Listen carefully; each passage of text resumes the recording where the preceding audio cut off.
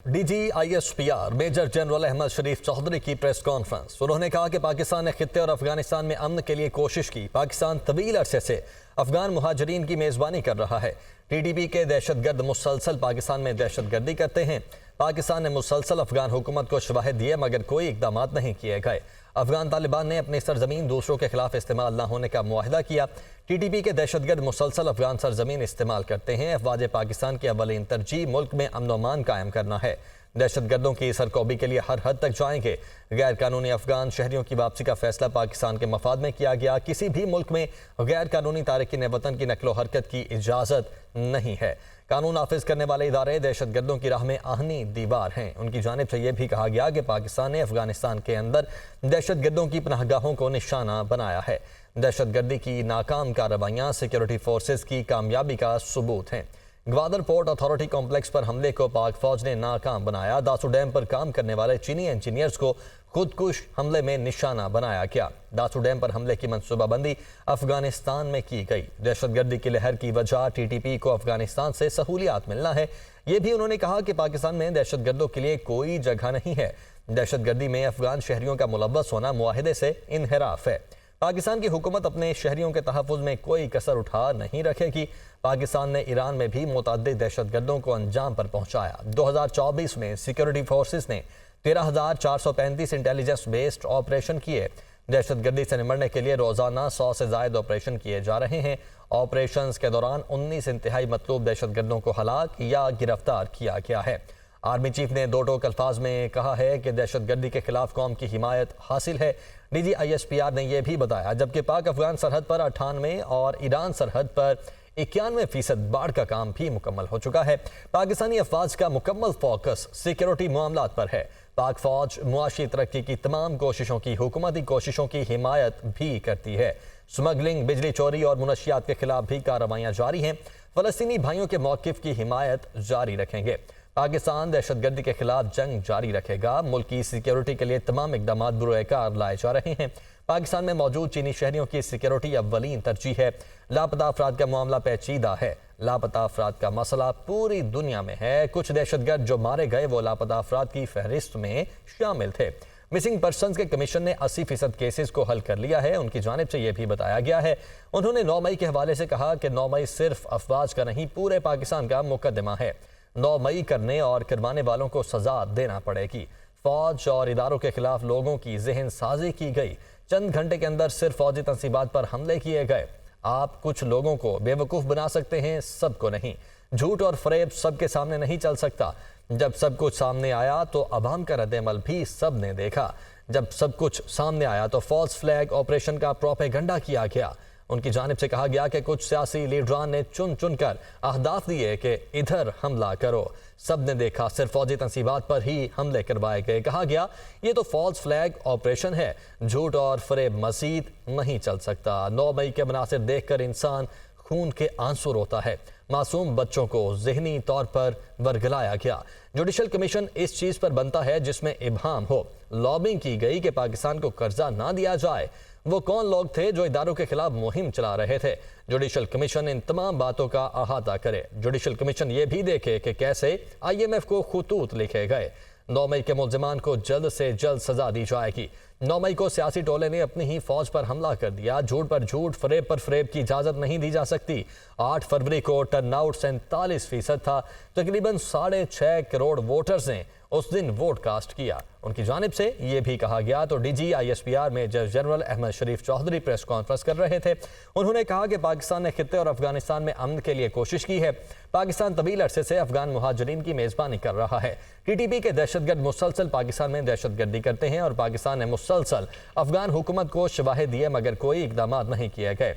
अफगान तालिबान ने अपनी सरजमीन दूसरों के खिलाफ इस्तेमाल न होने का मुआहिदा किया। TTP के दहशतगर्द मुसलसल अफगान सरजमीन इस्तेमाल करते हैं।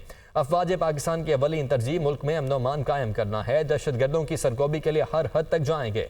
उन्होंने कहा कि गैर कानूनी अफगान शहरियों की वापसी का फैसला पाकिस्तान के मुफाद में किया।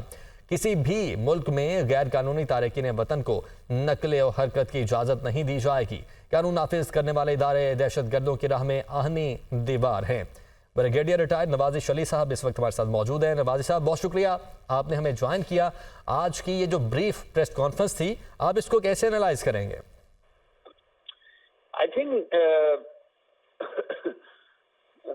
मैं ये कहूंगा कि 9 मई से पहले ये प्रेस कॉन्फ्रेंस जरूरी थी, ताकि जीएचक्यू और आर्मी चीफ और का जो माइंडसेट है और गवर्नमेंट का माइंडसेट जो मीडिया को कन्वे किया जाए।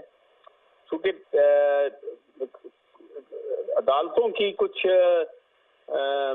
मुख्तलिफ वजूहात की वजह से जिससे वो फैसला नहीं देने दे रहे 9 मई के वाक़े पे, इससे डाउट्स क्रिएट हो रहे थे।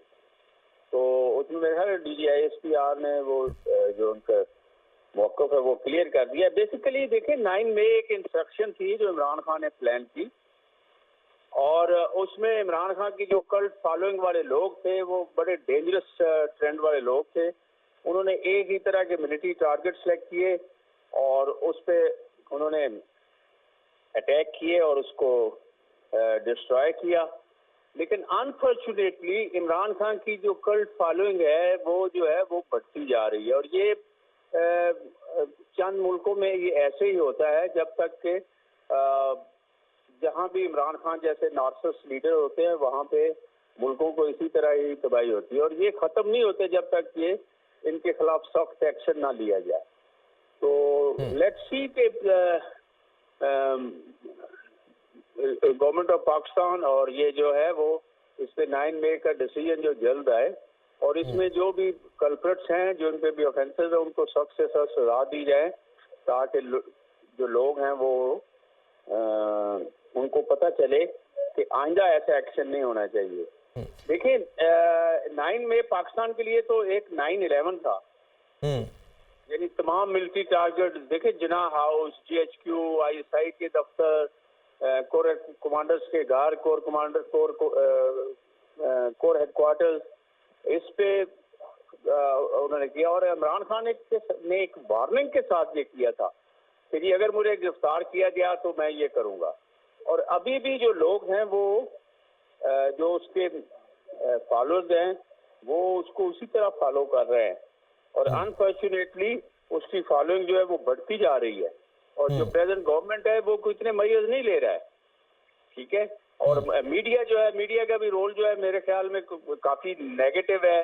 वो ऐसे ऐसे एंकर और ऐसे ऐसे उन्होंने लोग बैठाए हुए हैं जो आके वो। सर, आप 9 मई के हवाले से बात कर रहे हैं, तो इसी तनाजुर में जिस तरह आप कह रहे हैं कि उनकी फॉलोइंग मजीद बढ़ रही है, इसी तनाजुर में हमसे ये भी सवाल पूछा गया कि आजकल डील शील की जो बातें चल रही हैं उन पर आप क्या कहेंगे? तो उन्होंने कहा कि जो कुछ हुआ 9 मई को, इसके जिम्मेदारान के साथ डील तो किसी सूरत में नहीं हो सकती। हाँ, अगर सिद्ध के दिल से माफ़ी मांगी जाए तो फिर देखा जा सकता है।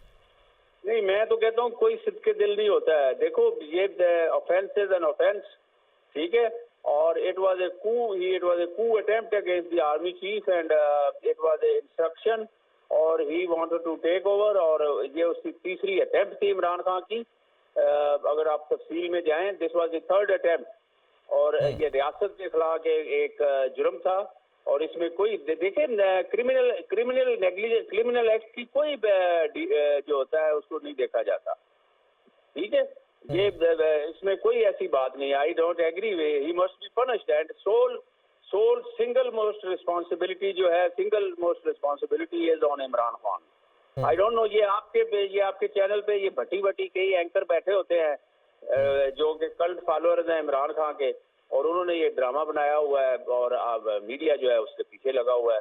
और उसके बाद दूसरे लोग भी जो है, ये जो आम स्ट्रीट बड़े, frankly speaking, 98% people do not understand the state problem कि रियासत की जो है वो पॉलिटिकल मजबूरियां क्या है, सियासी मजबूरियां क्या है, जियो पोलिटिकल कंपल्शन क्या है, और उसमें इमरान खान को अगर गवर्नमेंट दे दी जाए तो पाकिस्तान जो बिल्कुल सीधा जा रहा है। अगर इमरान खान की को जो है वो गवर्नमेंट ना मिली जाए, या इमरान खान को गवर्नमेंट से निकाल दिया जाए, तो फिर जो है वो उस मुल्क को तबाह कर देना चाहिए। तो मेरा नहीं ख्याल है कि इसी तनाजुर में जुडिशल कमीशन की बात भी हो रही थी। उस पर उन्होंने कहा कि हम कमीशन के लिए भी तैयार हैं, लेकिन कमीशन फिर इस बात की तय तक भी चाहे कि 2014 का धरना था उसके भी क्या मकासद थे, फिर पार्लियामेंट हमला केस हुआ, PTV हमला केस, उनको भी इंक्वायर किया जाए। और साथ ही उन्होंने ये भी कहा था कि कमीशन की जरूरत तो उस वक्त होती है अगर कोई इब्हाम हो। बिल्कुल सही कहा उन्होंने। देखिए ये पाकिस्तान जो ना वाहिद मुल्क है जहाँ पे ये मादर पिदर आजाद मुल्क है, जहाँ पे जुडिशरी मादर पिदर आजाद है, पुलिस मादर पिदर आजाद है, मीडिया मादर पिदर आजाद है, बिजनेसमैन, सियासतदान, हर कोई मादर पिदर आजाद है। किसी रूल को नहीं फॉलो करते, जितने मर्जी जुडिशल कमीशन बना ले उसके कोई फैसला नहीं होगा। मैं कहता हूँ कि अगर ये पहले 4 महीने में डिसीजन लेके डिसाइड करके जो कल्प्रिट थे उनको सजा दे दी जाती तो ये इशू खत्म हो जाता। सही। और सख्त लफ्ज़ इस्तेमाल कर रहा हूँ। अमेरिका में देखे ना आप अमेरिका में जो ट्रंप ने किया था, Trump is very popular, Trump की बड़ी कल्ट फॉलोइंग है, ट्रंप अगला इलेक्शन भी जीत जाएगा। लेकिन आपने देखा है वो जो उसने पिछले साल जो उसने इलेक्शन पे किया था, जो इंस्ट्रक्शन की थी, उस लोगों को अभी तक सजाएं हो चुकी हैं और उन लोगों को लटका दिया गया है।